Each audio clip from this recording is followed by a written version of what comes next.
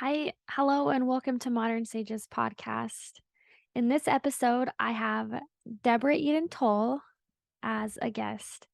She is such an inspiration of deep, flowing wisdom, of really helping us embrace this human journey even more. Deborah Eden Tull is a Zen meditation and engaged Dharma teacher. She's a public speaker. She's an author of 3 books. She teaches a lot about dharma intertwined with post-patriarchal thoughts and practices.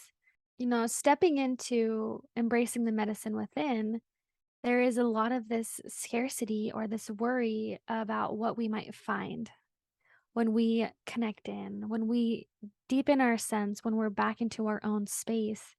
It can be a little bit nerve-wracking and scary. And I love how, Eden really dives deep into embracing that and not making it wrong, but the lessons to be learned within that.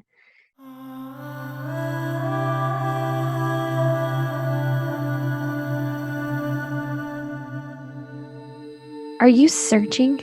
Are you looking for something new, something different? Are you being called to your ancestral roots? The Modern Sages podcast is a tribe of women that believe in exploring beyond the broken constructs of society.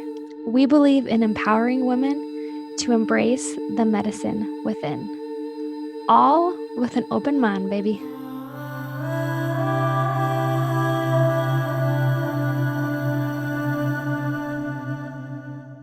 Before diving into this beautiful conversation, I really wanted to share a tool that has really helped me in meditation, as we do speak about the importance of it and the lessons to be learned in this podcast.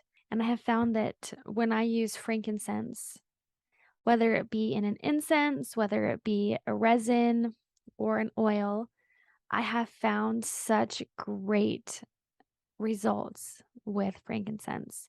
Now, I love to use frankincense and put it on my third eye in meditation. Even just the smell of it helps activate this deeper sense of self for me. And it's something that I have in a roller, and I'll just roll it on my eyes, my templates. I'll breathe it in, and it just helps me be right back here into the present moment of empowerment, of moving forward. And it has quite literally helped me even deeper in my meditations of smelling that and incorporating that. And it's also the intention of putting it on and being with that, breathing it in, slowing down, reconnecting in has really helped in that space. And so, of course, I would always recommend to use frankincense if that feels right for you. Having that been said, let's dive in deeper and listen to this conversation. Well, Eden, I'm so excited to have you on the podcast today. I really feel like your book has sparked deep inspiration for myself, and I know it will for the Modern Sages Soul Tribe. So, before we dive into more of that, I would love to just start with getting to know a little bit more about you, a little bit more about where you're at in life. Would you mind getting started with that?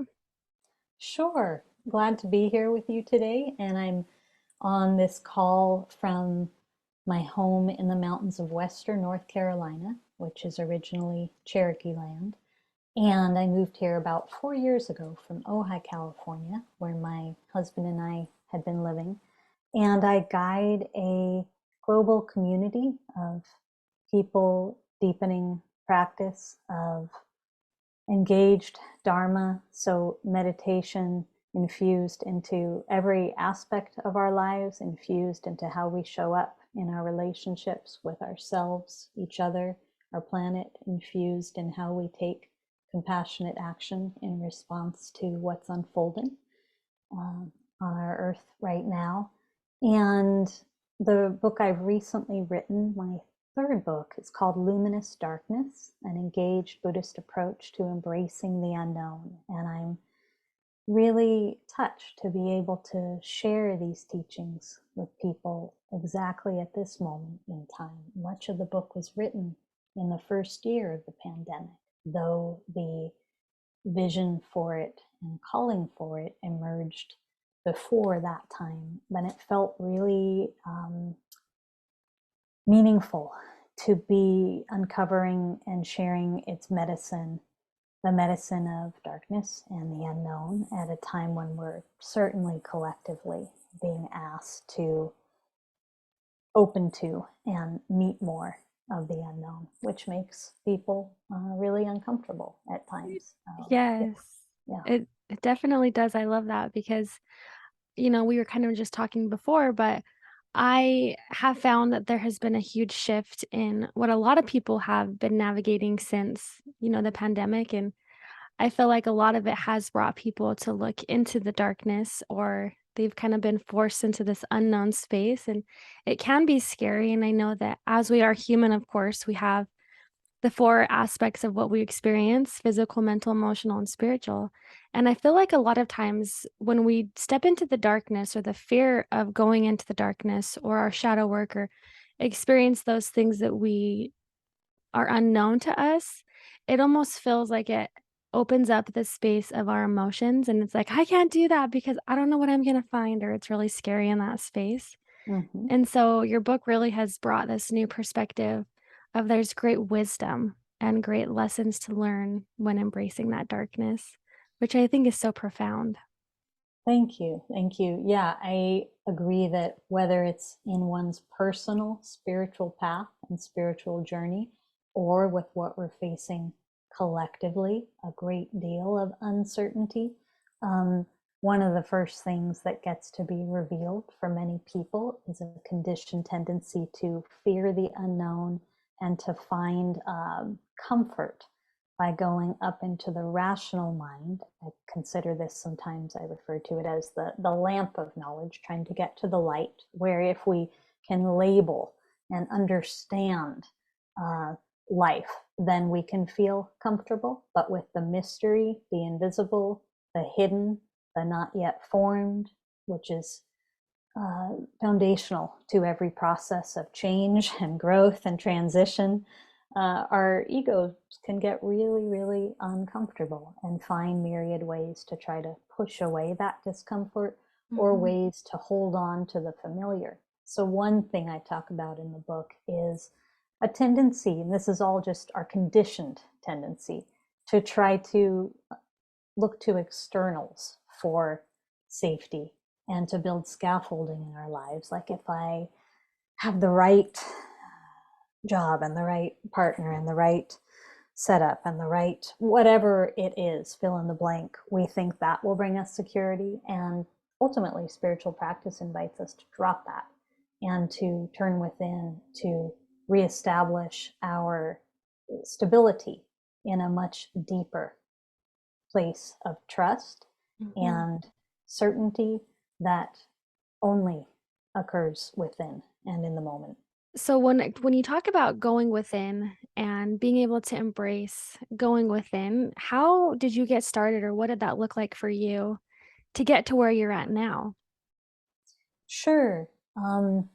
It began simply with the invitation of meditation practice and making meditation a committed, dedicated, daily practice, and then extends into a way of life. But simply the invitation of sitting down to meditate is a process of turning one's attention within, of giving ourselves permission to pause and let go of our fixation with the external world, the pulls and distractions of the superficial mind, and to drop into the deeper, darker undercurrents of our experience, to turn within.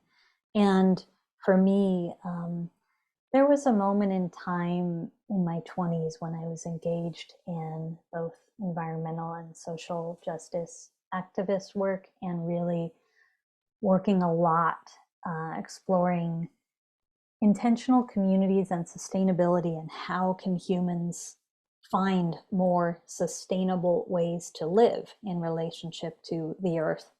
And it revealed to me just the degree to which the human ego gets involved and in the Mm. way, the degree to which the human ego and its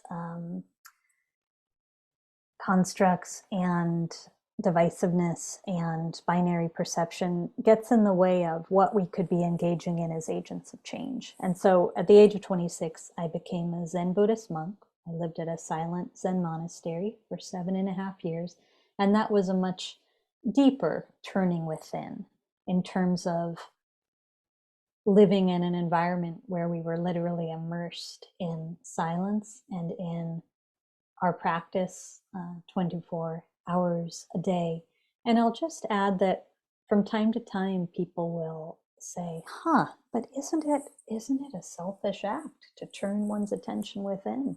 I mean, Hmm. the world needs us. I mean, isn't it selfish? And I write in my second book, Relational Mindfulness, that it's perhaps the least selfish thing I can think of, because through observation, we come to see the amount of harm that we all cause without even knowing it, through identifying with the ego, with the separate self, through our unconscious habit patterns. By turning our attention within, we're making a commitment to find center and live from center. To live, that means freer from the mind of separation, from the trance of separation. And this changes, realigns all of our actions. It realigns how we engage in our world. We do Yeah. so for the love of others. And so today I do a lot of teaching and training leaders and facilitators and agents of change. And there's this beautiful balance and dance that comes from having a commitment to living from center, which is not a static, fixed place, but a continual inquiry, and the positive ways we can then impact our world and those around us, because we're coming from center and not the conditioned mind. Yes. I think that's all so powerful. Everything you're saying, I'm just like resonating so strongly with, and I'm sure the listeners are too. And I think that alongside that, it can be so easy to, yeah, like you said, get into that space where almost it can feel selfish to go within and to take time for yourself. When in reality, that's how we can connect into like our big self, our truer self, our higher purpose.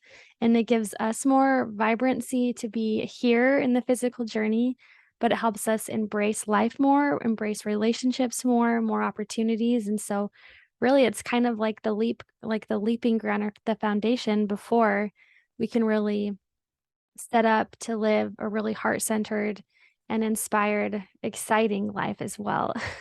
Yes, You and let's know? be clear that we're not talking about turning one's attention within as a way of turning away from what's happening in our world. Yes, Quite the opposite. We're not right. meditating to find an island of peace. You can try, but there is no island of peace separate from we consciousness, separate from opening one's eyes and heart to all of the suffering of our world. Only your heart is big enough to contain it and to integrate and let it inform how you engage. So, this is a kind of turning within that simply acknowledges the balance of a commitment to living from center, from the truth of awareness, rather than the fractured busyness of the conditioned mind. And from that place, engaging in our world at large in reciprocal relationship. Yeah. Yeah, absolutely. Thank you for that clarification too. As far as it goes, when someone's getting into the space of starting to embrace the darkness and go into that space, even a meditation, what are some tools that you would suggest for one getting started, or maybe someone who has done it for a while is just feeling stagnant or stuck? Sure. Yeah. Well, I encourage everyone, and I offer this encourage wholeheartedly in the book, to remember that we can have an unconscious fear of darkness, or ways that we subconsciously reject the darkness, or simply hold an unconscious bias towards the light, which light can represent many things, from the known and the familiar to this sort of romanticized idea of um, happiness or positivity or enlightenment. Enlightenment, folks, is neither an end nor a goal, and I encourage people to embrace the practice of endarkenment alongside enlightenment. So think of all these different things that light represents for us physically and metaphorically, and then consider darkness, yes, as the unknown and the unformed and the invisible, also the field of all possibility.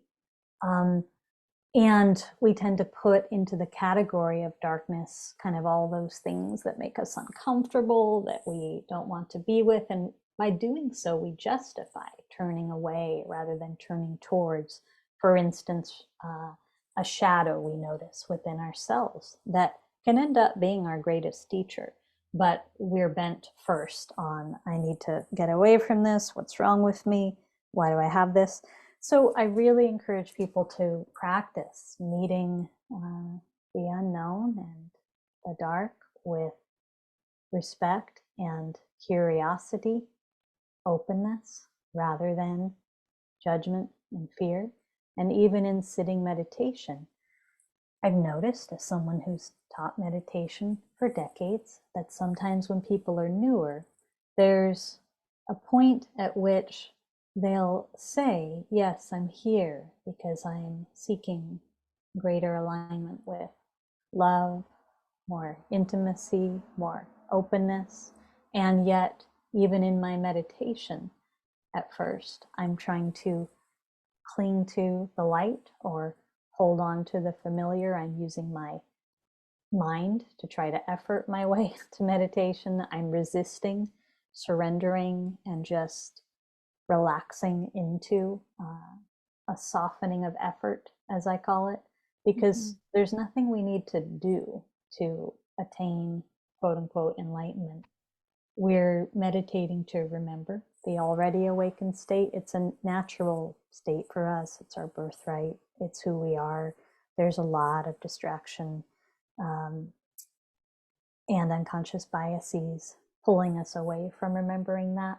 But in meditation, softening effort and surrendering is the direction Yeah. rather than mentally efforting or trying to philosophize or understand our way there. So, really bringing curiosity to all of the experiences of being in the darkness, being in the place of I don't know, being in that experience of I feel that I've left the familiar shore, but I don't yet see the next shore. Can I just hang out here and be present? That's it. Yeah, that's beautiful. I just keep visualizing in my mind too. I just see someone like sitting on the ledge of like just this vast darkness or like the sky, the night sky. And instead of trying to jump off or try to like, like in spirit or when you're in meditation, instead of like trying to get to the next point, just kind of being in that space and seeing, what aligns or what happens in the stars or what shows up to you in your mind instead of trying to control it is just surrender and to be with that. Yeah, I'll And very much underline that piece you said about rather than trying to control it. And there's so many ways that without knowing it, we try to control life, even by our mind's labels, measuring, assessing. It's a way of trying to control life. So, yeah, continue. yeah, I think that it's kind of finding that balance between, the yin and the yang, the masculine and the feminine, and just like finding that balance. Because of course we in life we experience both, and that's part of what we're here to accomplish and to be at the same time. But I think it's good to see like as we're sitting back into that space, it can really open up a new state of possibility. So then we're receiving, and then we also have action steps to move forward. It can bring a very beautiful balance between both. Yeah, so one of the things I talk about in the book is encouragements for living more in this balance of dark and light, yin and yang.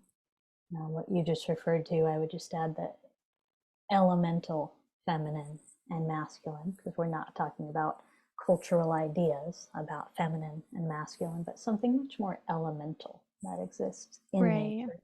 And even that dance of writing this book for me was an expression of that balance, spending deep time in the mind of not knowing and just listening, dreaming, and letting poetry come through, letting guidance come through, letting dharma teachings come through me, receiving them. While at the same time, I also exercised my um, mind that's really good at editing and attending to details and organizing and bringing discipline. And so all of it together, the full spectrum of our strengths, rather than diminishing one and holding the other side as superior. Yeah, and I firmly believe that in our world today, in the dominant paradigm, there's much, much, much more of an emphasis on the rational mind and what we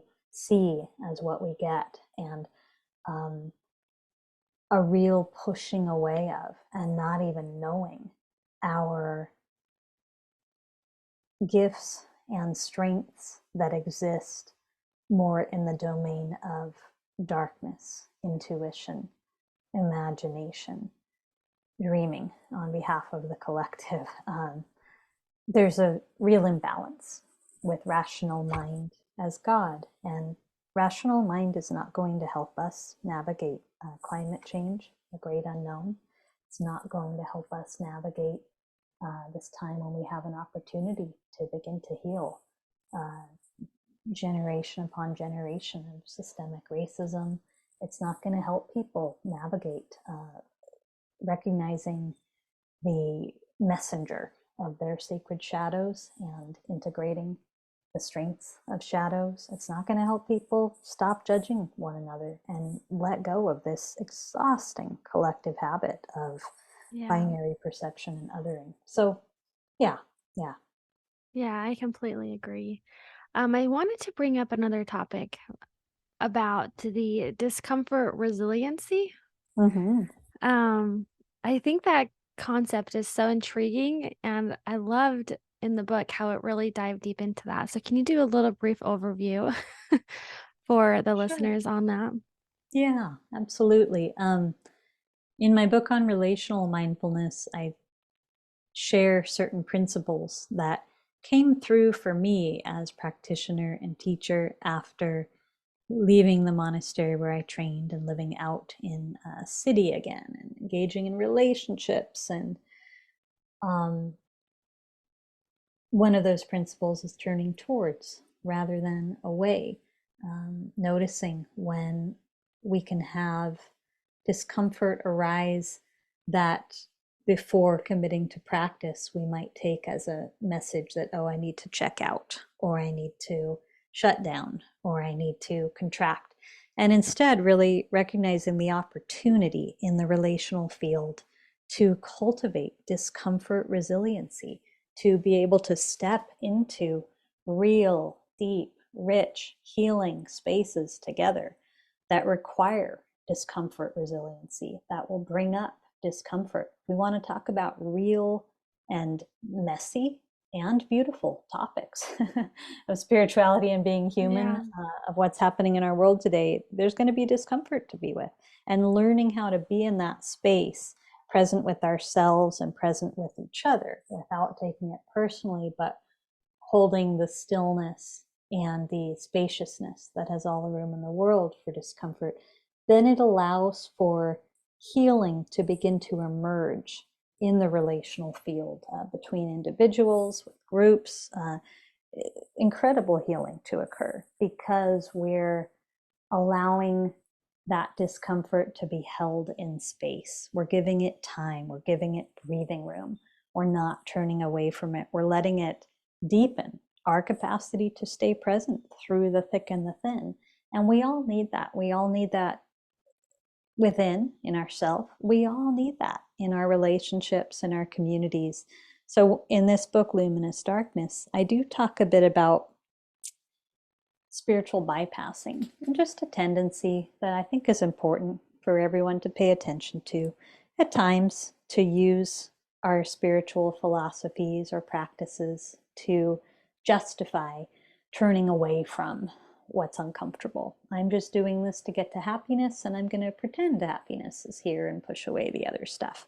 Or I'm going to use this teaching or assumption that I'm trying to get to the light as a way to justify pushing down my anger, rather than using my spiritual practice to fully integrate and see clearly the source of my anger and the process of anger, so I can bring peace and skillfulness to it. So does that make sense? Yeah, that's perfect. I completely I love all of that, and I think too, as you're speaking, I'm so visual, so I always see things in my mind, and I know that there are many right now with so much going on in the world, as you've mentioned quite a bit previously, is there's so much going on in the world where it can be easy to kinda wanna just, like, shut off all of that or be like, "Oh, that's too much to comprehend or too much to sit with or to be with." And so I really love how you keep hitting on, when we can be with that, when we can see that there is light and there is dark, there is, you know, so much to learn within that. It gives us a greater sense of humanity Yes, as a yes. whole instead of like, because sometimes I'll try to like just like push things and I'm like, oh, that's just so much heaviness that I don't know how to navigate or deal with it. Like I feel it in my body so heavily. And so Mhm. what you're saying is just like showing this opportunity for me to grow even further of being with it. You know what I'm saying? I don't know how else to Yes, yes. describe it. You're saying it well, and a couple things I would add. One is the reminder for our listeners that everything in spiritual practice is steeped in compassion. Compassion is our foundation. So from compassion, we cultivate conscious discernment. We simply by living in deep listening within and out, we sense when, okay, this is actually a moment when I am on overwhelm. My system is actually traumatized by the news, and it's a moment to not be engaging with that. Again, it's a time to turn within to restore. I have a schedule where I have times that I am not at all online. I'm not even in contact with the human world, just the more than human world. Mhm. We need time to Yeah. simply be within. And we also need to, again, I'll use the phrase, not be seeking an island of peace. It's when we allow it into our hearts that the inner strength of our heart is fortified and shows itself to us. There's a great quote from the Kashmir Shaivist tradition: there is no darkness within, only light unseen. Within each of us is the great eastern sun that never sets. But here's the deal, folks. If we're not willing to rest in the dark and to be with discomfort, we're not going to get in touch in a stable way with the light within. So I think that's an important reminder I'd like to offer people. I can certainly say that in my own life path, which I talk about as a journey of endarkenment, as much of a journey of enlightenment, I would say that I've continually been shown, continually, that those things that occurred, which at first, or from binary perception, I might have judged as, oh, not just a disappointment, but a tragedy or a really, really hard um, circumstance to work with, have been my greatest teachers, and that's just how it's been. Yeah. So I never today assume judgment when something arises that I might have previously judged. Um, if we're on the path of love, then everything that arises and emerges is to be met as a teacher of love.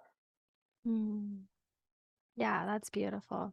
That's a good concept to just like sit with and allow it to really anchor into that space. Yeah, I'm just sitting with that to see if there's anything else to explore in that space. Mhm. And even just sitting in the space of listening within in conversation is part of knowing the wisdom of dark and light in our interactions, not trying to fill space when we're with one another or with ourselves, taking time, as you just named, doing right now, to listen within, to just sit with what's been said. Even that is a way of just resting in the dark and integrating, right? Yeah, that's beautiful, and not making it wrong, having compassion, curious compassion. Yes, I feel yes, is very important. yes. Yeah, well, beautiful. So I kind of wanted to just give a little bit of how our listeners can get a hold of you. I know you have 3 books. Your next book, Luminous Darkness, that's to launch tomorrow, correct? On September 20th? September 27th, so almost. 27th. Okay, okay. Awesome. That's Phew, so I have a few more exciting. days to prepare. Yeah. And people can find me through my website, deborahEdenTull.com. All three of these books is really an offering of medicine, and Luminous Darkness is one I'm deeply, deeply excited about. So there are also certain offerings on my website, ways that you can join me, global community online to explore the teachings in a more experiential, embodied way. I offer all kinds of retreats and longer trainings, a training called The Heart of Listening, which next begins in February and lasts 6 months. I have a weekly meditation sangha, and we meet to sit together and drop into inquiry together every Tuesday. I have a monthly women's gathering called Restoring the Deep Feminine, and there will also be some offerings solely based on luminous darkness that you can find. So there are all That's kinds of beautiful. ways to connect, and I encourage people to check out my website. Yeah, we'll definitely have that linked in the show notes below. The last question that I really wanted to hit on is with the modern stages, of course, it's all about embracing the medicine within. And I would say, what is your biggest lesson as you've really worked on, embracing the darkness? How has that really helped cultivate your medicine within even further? Well, there's so much I could say about this, but there is no wholeness unless we are fully embracing the spectrum of light and dark and everything in between. The natural world, all biological systems on this earth, both nature and consciousness, celebrate and require this divine balance of light and dark. So, for a path of wholeness, embracing this full spectrum is foundational. And one of the gifts of meditation, knowing emptiness, knowing and remembering who and what we are beyond this fixed sense of self, the separate me, small self, the ways I've learned to identify and cling to my identity. And so, just like many of us have been conditioned to think of Mhm. darkness as the absence of light, which it's not, many people have been conditioned to think of emptiness as the absence of something. And that goes back to what I shared earlier about people being afraid to surrender in meditation. Emptiness is not the absence of something, though perhaps the absence of a subject object relationship to life. So, for people to meditate on what is it the presence of? What is the fertile emptiness the presence of? What is the luminous darkness the presence of? And that there is profound medicine there for humans who have spent so much time and energy trying to get away from the darkness, the emptiness. So I will share that and underline that. That's beautiful. Thank you so much. I just wanted to thank you so much for your wisdom, and it's definitely sparked some really great insight into myself of deep reflection. I'm like, oh, I want to just like sit with everything that we've spoken of, and I'm sure our listeners feel the same. And so, definitely, I would recommend reaching out and getting on the books and just being a part of this, embracing yourself in this beautiful wisdom. And you're such a great light and such a great channel for this deep wisdom to really spark deeper reflection into others. And so I'm really so grateful for that. And I see you in that space for doing that. So thank you. Thank you. You're welcome. And thank you, Jen, and to all of the listeners. Blessings.